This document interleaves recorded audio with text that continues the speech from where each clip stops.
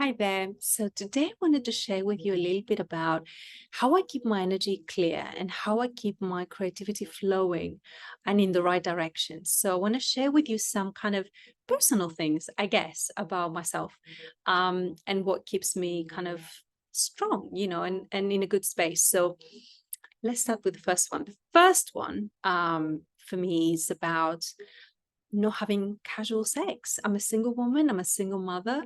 I never really believed that sex can be really casual. I think it's a big deal. I also, for me personally, it needs to be aligned with my heart energy, and it needs to kind of be in the context of something that can lead to something long term, that can be the potential of a relationship. And I'm sharing this because I think that the more we're evolving, it kind of feels like we're heading in a direction where we're becoming so empowered. And I see kind of sex being used so flippantly and in a way that can really be kind of dismissive of how big the exchange is energetically. And it doesn't work for me. So I find that the energy I would project to another person, I really claim it back and I pour it back to fill my own cup. The sexual energy is essentially our life force. So we can use it to activate our own selves and pour that energy into our projects and our life in a way that feels vibrant and alive and focused. Yet you still keep the vibrancy, you still keep all the colorfulness of it, right? Because you're still utilizing that energy, you're not suppressing it. That's been a really important thing for me. And I've really glad that I have that particular attitude. It wasn't always necessarily the case when I was younger. I mean, although I was always pretty much like relationship orientated, but I would be a lot more open to experiencing something that wouldn't be in the form of, you know, a relationship. So, and I find that that really serves me where I am in my life right now. So the second thing I wanted to tell you and share with you how I keep my energy strong is that I don't scroll mindlessly on social media, and it's one of those epidemics that feels like so much the norm. I have done it and I found that the waste of energy, it was okay when I was doing stuff in my life that were not firing me up. But as a business owner who is self-employed, I found that kind of really maximizing kind of my energy feels more important and how I use my energy. And I find that not only I feel it's wasting a lot of my time, but I feel also it gets me to the space of comparing myself with others too much. And it's not helping me, it's not helping anyone. And it really essentially dilutes my own voice and my own understanding of what I'm here for. So I like to really stay as focused as I can. And instead, I have things and rituals that really nourish me. I love being outside in the garden. I love being out, going for a walk. I love to more intentionally watch something in YouTube. There's a few people I follow that I enjoy the content. Reading a book is something I've started again, and spending time with people I like. But I also really enjoy alone time. So for me, these are really important things. And scrolling into social media endlessly, it doesn't make me feel more included. It makes me feel more, in a way, lost in the chaos of things.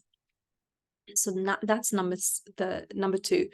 The third one that I wanted to share with you is around having come out of the hustle culture. So when I was on a 9 to 5, that ended up becoming really creating the sort of like default of how I was showing up in my life and how I was seeing the world and relating myself in the context of community and the world and time and energy and all that. But I've kind of since have substituted the hustle culture kind of plug in with me tuning into my own natural cycles and instead synchronizing my natural cycles with those of nature. And I found that that change of gears felt like a big deal, felt quite weird to begin with. But when I did it and I surrendered myself there, and then I started building on that, I felt so much more empowered, so much cleaner in my energy, so much better for myself, and really like a winning thing of like really being able to step out of a matrix that essentially was never really about us. It was about fitting in the machine, right? And about kind of really suiting other people's agendas. So that change and shift was one of the biggest, most important ones, and that keep my creative energy in the most kind of flowing space and default. And the last one to share, I guess, is about sacred space. I tend to hold very clear, intentional sacred space around the things that really matter to me, things that I really value, my relationships, my work, my personal life, and the things I'm growing, as well as the things I'm being nourished from. So that means basically being very intentional and being very clear what my yes is, what my no is, becoming discerning and defending of the things and protective of the things that I care about. And that means really saying no to a lot of things that don't match, that don't bring value, and that are not going to help the things in my sacred space grow. So that really helps me stay a lot more protected and a lot more in alignment. And it means that it doesn't mean that I don't have space for experimentation or for looking outside of, it's not like a self-isolation space, but it's definitely kind of like has a lot of clarity and discernment and an awareness of what wouldn't be beneficial to add into my time, my structure, my energy, my social circle, whatever that might be, because I know it would just take more energy than give to it, right? So for me, creating that intentional sacred space really meant kind of getting very good about my energetic leaks and not letting my energy go in places, directions, and people that were not going to give back, or that were not going to really kind of honor what's in my sacred space.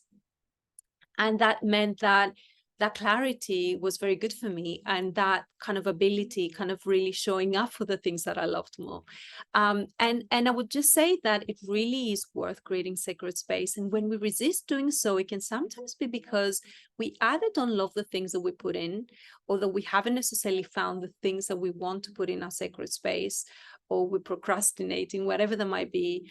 Or it's just simply feeling a little bit like maybe lacking a little bit of discipline, but the majority of the times what I find with people, when we do find the things that we love and we want to care for, it becomes a lot more easy to create that sacred space and be protective of those things, because we're connected with that intention and with the value that they bring into our lives, and why it's worth applying ourselves to help them grow. So I hope this was useful for you. I'm curious about what people kind of have as part of the rituals, or what other things are important to you as part of like keeping your energy clear. And I don't mean just necessarily about practices, but it could be mindsets or ways of living your life, but also obviously habits. Like I said, I don't scroll on social media. What other things would you say are personal to you? I'm curious to know. Feel free if you want to share. And I'll speak to you soon.